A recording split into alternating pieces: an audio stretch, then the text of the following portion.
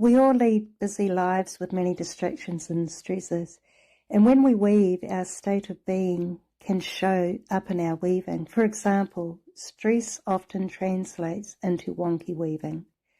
One way to ensure that you produce the best weaving is to be at your best, in a relaxed state with your mind focused on your weaving.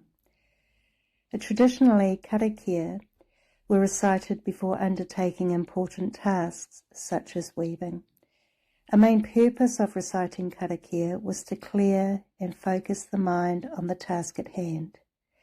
If you've had a busy day, rushing around and possibly stressed, then taking a moment or two to do something intentional that will help center you and focus your mind, such as reciting a special karakia or prayer, or taking time to meditate or drink a quiet cup of herb tea, taking in a walk in nature, or deep breathing.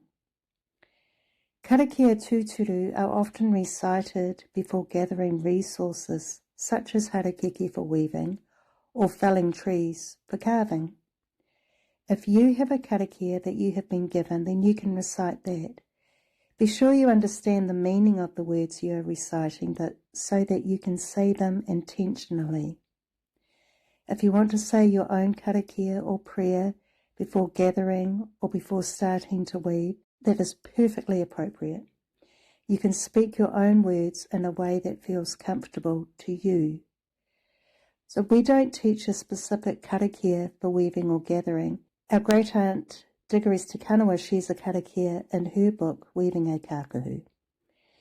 The most important thing to keep in mind is the reason why you are saying these words, out loud or silently to yourself.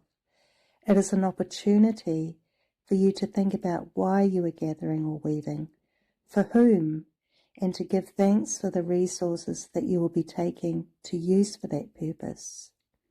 When I'm gathering harakeke, as I approach the plant, I think about what I will be weaving with the materials that I'm about to gather and the person I will be weaving for with those materials. Before cutting the first leaf, I take a moment to give silent thanks to this plant for what it will yield. As weavers, this reminds us of the role we individually play as kaitiaki. We